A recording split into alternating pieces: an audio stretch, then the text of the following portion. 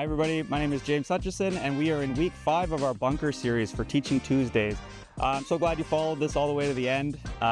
You've learned 4 very different shots in the bunker and hopefully you have a bunch of tools now to hit some good shots.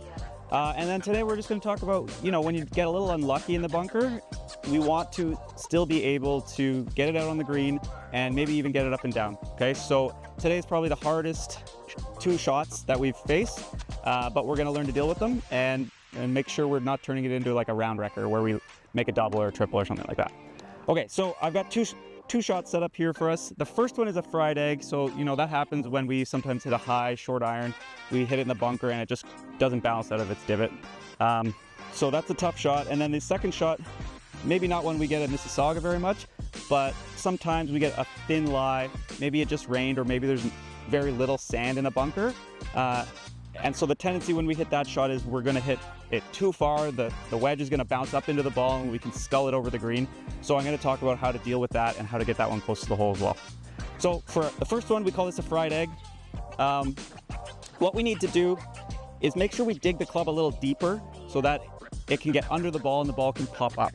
Okay, so the way I'm going to do that is to keep the face pretty square, because if I open the face, that's going to promote more bounce from the wedge and it's going to make it harder to dig that club in.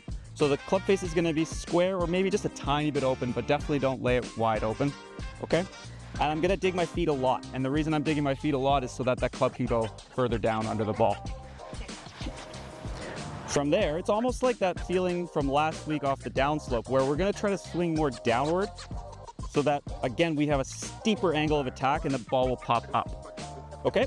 So square club face, feet really dug, and then I'm gonna hit down on it as hard as I can. And that ball's gonna pop up and out for you. If you do need it to go a little higher and shorter, you can open the face, but you're gonna have to lower your hands. And by lowering your hands, it's gonna help the wedge dig in heel first. This part of the wedge, the heel of the wedge is really sharp, and it's going to dig in more. So if you need a high short one from this lie, you can open the face, lower your hands down between your knees, make the same downward swing, and then hopefully the ball pops up like you need. It should at least get on the green and hopefully close to the flag as well. Okay, so the second scenario I've laid out here, we've got a tight lie where there's not a lot of sand underneath the ball.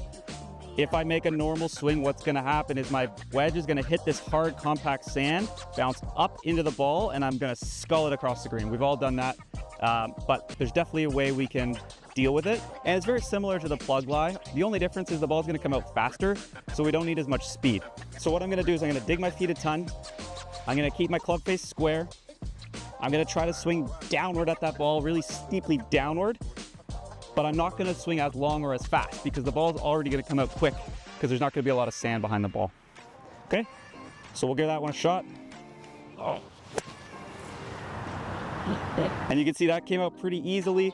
My divot was deep enough that I got the club under the ball and the ball was able to pop up in the air. Okay, so that one's tough. You got to really trust that shot, that club is going to dig under like it's supposed to. And really don't overswing it because it's so easy to send it launching across the green because of the lack of sand from that lie. Okay, so that should give you all the tools you need. If you need to review anything, go back through the series and work on your stock shot more than anything. I can't preach that enough.